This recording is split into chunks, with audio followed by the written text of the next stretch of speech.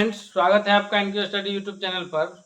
आज हम लोग क्लास 10th के एक्सरसाइज 3.5 यानी दो चर वाले रैखिक समीकरण का यह 5वां एक्सरसाइज करेंगे।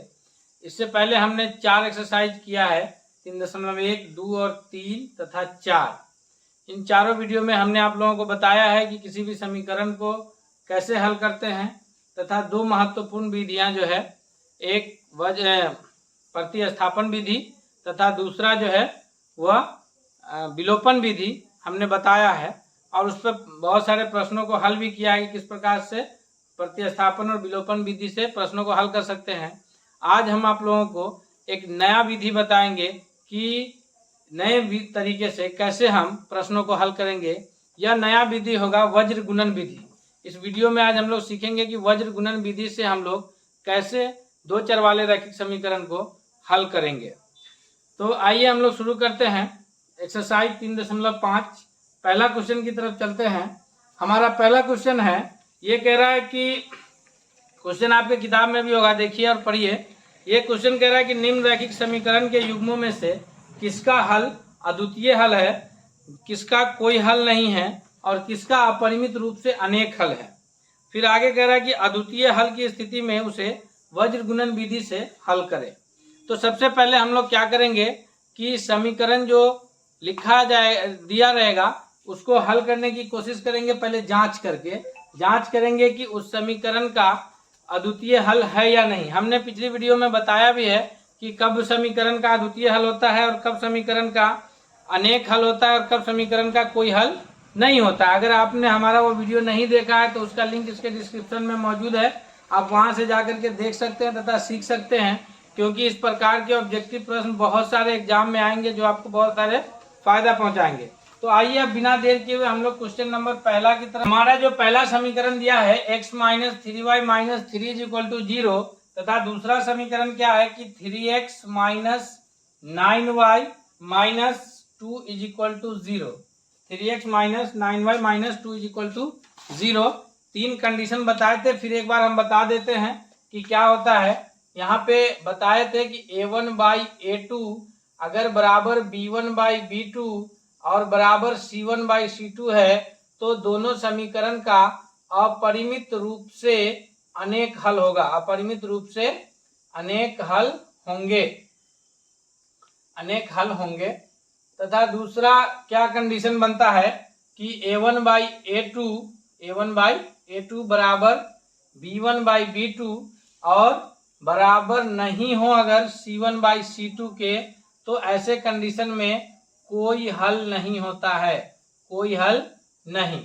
और एक लास्ट कंडीशन और बताए थे, तीसरा कंडीशन कि यदि a1/a2 बराबर नहीं है b1/b2 के, तो ऐसे कंडीशन में अद्वितीय हल होता है। तो जब अद्वितीय हल होता है तो यानी उसमें जो दो चर दिया रहेगा, xy हो, lm हो या u भी, जो भी दो चर दिया रहेगा दोनों का एक एक मान निकलेगा, तो उसी को कहते हैं अद्वितीय हल। तो हम लोग इस समीकरण को चेक करेंगे कि इसका हल किस प्रकार का है, अद्वितीय हल है या अनेक हल है या कोई हल नहीं है। जो अगर अद्वितीय हल होगा तो फिर हम इसको वज्र गुणन विधि से हल करके आंसर लाएंगे। आइए देखते हैं। पहले सबसे पहले लिखते हैं a1 = कितना है 1, b1 = -3, c1 = -3। यहाँ पर a2 = 3 है, b2 = -9 और ये है c2 = -2। तो a1/a2 करेंगे, a1/a2 क्या होगा 1/3, b1/b2 क्या होगा -3/-9 कट करके 1/3 आएगा। तथा c1/c2 करेंगे, ये क्या -3/-2 कट के क्या आएगा 3/2। तो इस प्रकार यहाँ देखिए a1/a2 1/3 तथा b1/b2 भी 1/3 है। तो ऐसे कंडीशन में यहाँ पे क्या आ रहा है कि a1/a2 बराबर है b1/b2 के तथा बराबर नहीं है c1/c2 के।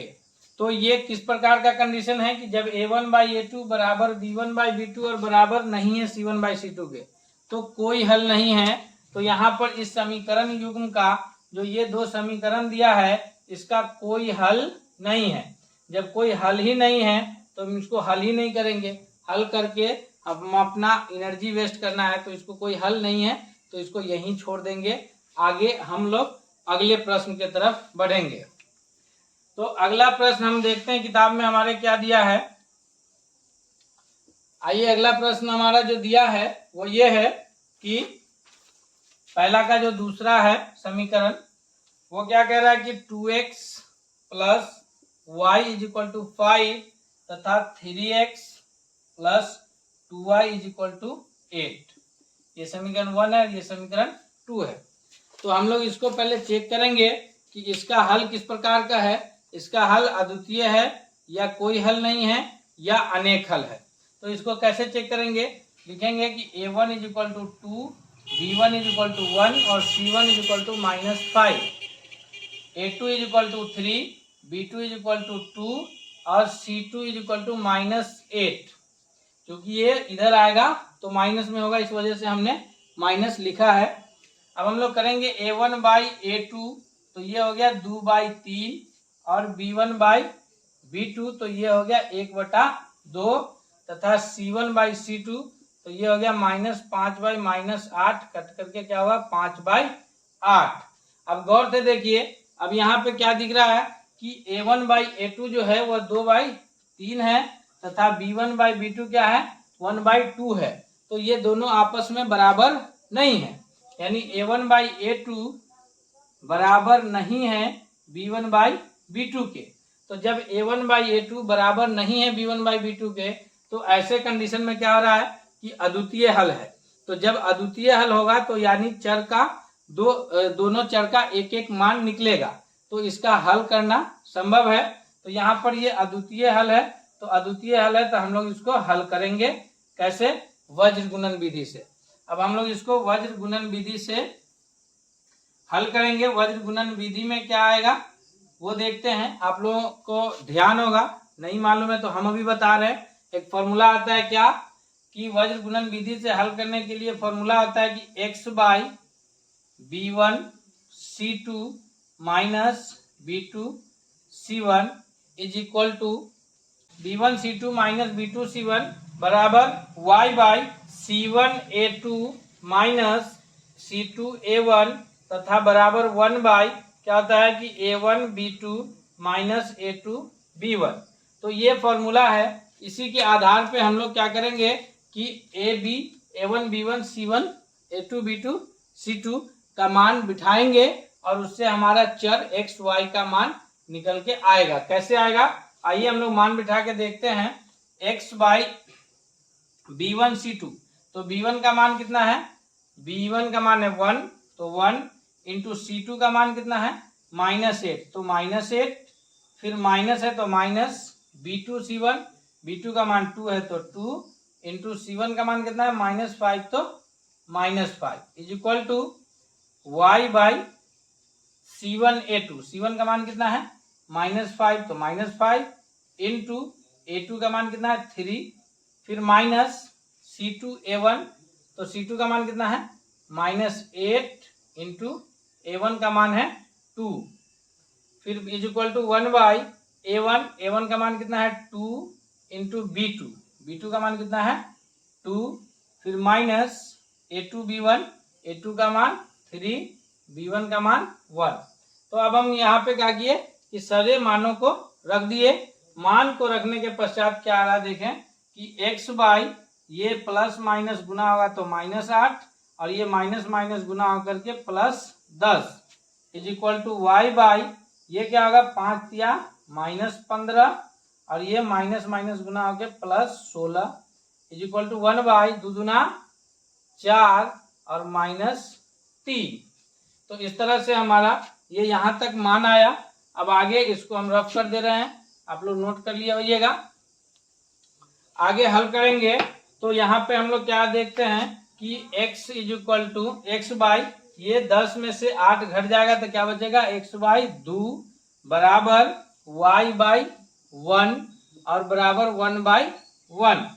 अब देखिए ये इसके बराबर है और ये इसके बराबर है, तो ये भी इसके बराबर होगा। तो इस हिसाब से हम लोग क्या करेंगे कि x/2 is equal to 1/1 cross multiplication होगा तो x इज इक्वल टू हो गया 2 तथा y/1 इज इक्वल टू 1/1 यहाँ भी क्रॉस मल्टीप्लीकेशन होगा तो y इज इक्वल टू हो गया 1। तो पहला का तीसरा प्रश्न को हल करेंगे। पहला का तीसरा समीकरण क्या है कि 3x minus 5y is equal to 20 समीकरण 1 तथा दूसरा क्या है कि 6x minus 10y is equal to 40 समीकरण 2। अब इसको हल करके देखते हैं कि इसका क्या कंडीशन आता है। तो यहाँ पर पहले तो हम चेक करेंगे कि इस समीकरण का किस प्रकार का हल है। अगर अद्वितीय हल होगा तो ही हम इसको वज्र गुणन विधि से हल करेंगे, अन्यथा हम इसको हल नहीं करेंगे, जैसे पहला क्वेश्चन को हल नहीं किए हैं। यहाँ पर a1 तो a1 is equal to 3, b1 is equal to -5 और c1 तो c1 इज इक्वल टू -20। क्यों? क्योंकि ये इधर प्लस में है, इधर आएगा तो माइनस में हो जाएगा। a2 is equal to 6, b2 is equal to -10 और c2 इज इक्वल टू -40। अब हम लोग क्या करेंगे कि a1/a2 इज इक्वल टू 3/6 यानी कट के क्या आएगा 1/2। b1/b2 इज इक्वल टू -5/-10 ये कट के क्या आएगा 1/2 क्योंकि माइनस माइनस भी कट जाएगा। अब क्या है कि c1/c2 -20/-40 ये भी कट के कितना आएगा 1/2। अब यहाँ गौर से देखिए a1/a2 भी कितना आया 1/2, b1/b2 भी कितना आया 1/2 तथा c1/c2 भी कितना आया 1/2। तो इस प्रकार हम ये देख रहे हैं यहाँ पे कि a1/a2 is equal to b1/b2 is equal to c1/c2 है।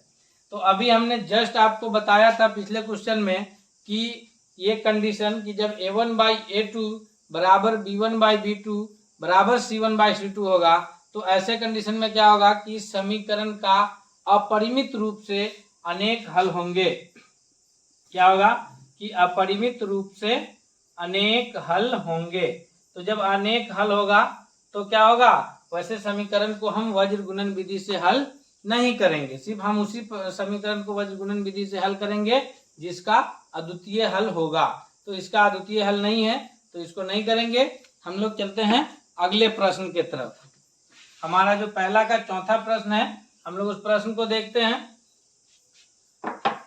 पहला का चौथा प्रश्न क्या कह रहा है,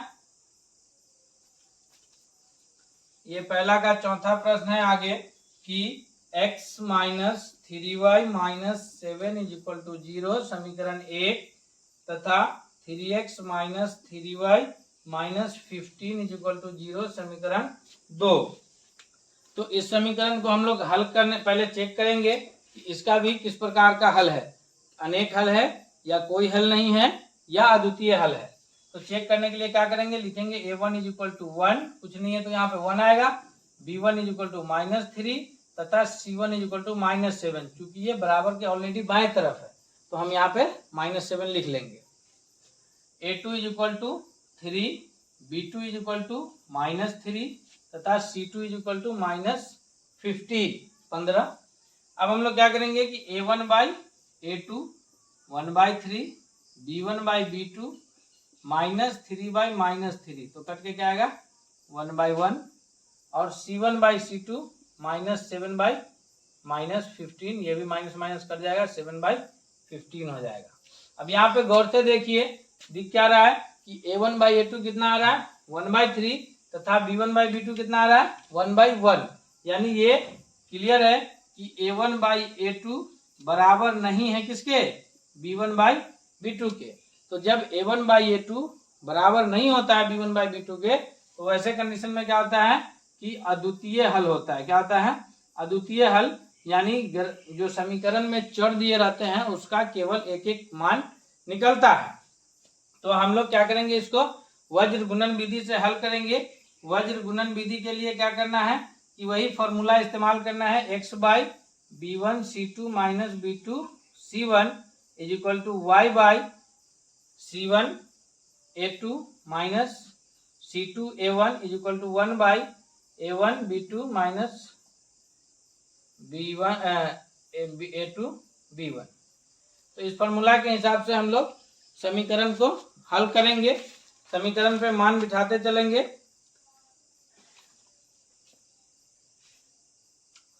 कैसे मान बिठेगा? तो अभी हम लोगों ने मान बिठाया है, उसी हिसाब से मान बिठाएंगे। XY B1 C2, B1 कहाँ है? -3 इंटू C2 कहाँ है? -15। तो B1 C2 minus B2 C1, B2 फिर B2 भी -3 है इंटू C1 -7 है, is equal to Y by C1 A2। C1 का मान कितना है? -7 गुने A2 का मान कितना है? 3 माइनस C2 A1, C2 का मान क्या है? -15 इंटू A1 का मान 1 is equal to 1 by A1 B2। A1 का मान 1 इंटू B2 का मान -3 और फिर माइनस A2 B1, A2 का मान 3 इंटू B1 का मान -3। अब इसको हम लोग क्या करेंगे कि ये करेंगे x बाई कितना होगा? ये 15 या 45, माइनस माइनस प्लस, और ये माइनस माइनस प्लस और फिर plus minus minus 7 3 21 is equal to ये क्या आएगा? y by plus minus minus 21 और ये minus minus plus 15 is equal to 1 by plus minus minus और माइनस माइनस प्लस। तो ये कितना आ जाएगा? हम लोग देखें हल करके, तो x बाई 45 में से 21 घटेगा तो x बाई कितना आएगा? ये 4 और ये 2 यानी 24 is equal to y by कितना आएगा? -6 तथा इज इक्वल टू 1 बाई 6। तो यहाँ पे हम लोग हल करेंगे x by 24 is equal to 1 by 6, क्योंकि ये इसके बराबर हो जाएगा तो क्रॉस मल्टीप्लीकेशन हो जाएगा। तो 6x इज इक्वल टू 24, तो x is equal to 24 by 6 यानी कट के क्या आया? 4। और इसी प्रकार y को हल करेंगे तो क्या होगा कि y by -6 is equal to 1 by 6। तो यहाँ क्रॉस मल्टीप्लीकेशन होगा, 6y इज इक्वल टू -6, तो y is equal to -6 by 6। ये कट के कितना आएगा? y is equal to -1। तो लिखेंगे x इज इक्वल टू 4 और y इज इक्वल टू -1। तो x इज इक्वल टू 4 और y इज इक्वल टू -1 जब आएगा तो समीकरण का हल यही हुआ और ये xy का अद्वितीय मान है। यार हमने आज क्या किया कि एक्सरसाइज 3.5 का पहला चारों क्वेश्चन को हल किया और देखा कि किस समीकरण का किस प्रकार का हल है, और जिस समीकरण का अद्वितीय हल मिला हमने उसको एक नए विधि से यानी वज्र गुणन विधि से हल किया। अब आप लोग तीनों विधि सीख गए हैं, वज्र गुणन विधि तथा प्रतिस्थापन विधि और विलोपन विधि। तो अब इसी वीडियो के अगले हिस्से में हम आप लोगों को बताएंगे इसी एक्सरसाइज 3.5 का क्वेश्चन नंबर 2, 3, 4 को हल करके कि उन सारे प्रॉब्लम्स को किस प्रकार से हल करते हैं। बहुत जल्द आपको अगले वीडियो में मिल जाएगा क्वेश्चन नंबर 2, 3, 4 का हल। जब तक के लिए धन्यवाद। और अगर आप अब तक हमारे चैनल को नहीं सब्सक्राइब किए हैं तो चैनल को सब्सक्राइब कर लीजिए तथा अपने दोस्तों के बीच शेयर कर दीजिए, ताकि अभी जो आने वाला मैट्रिक बोर्ड का परीक्षा है उसमें उनकी भी तैयारी बहुत अच्छी हो जाए, जो फ्री ऑफ कॉस्ट बिल्कुल आसान तरीके से वो समझ करके तैयारी कर सकते हैं। तो आप इस चैनल को सब्सक्राइब कर लीजिए और बेल आइकन को दबा लीजिए और दोस्तों के बीच इसे शेयर भी कर लीजिए। धन्यवाद।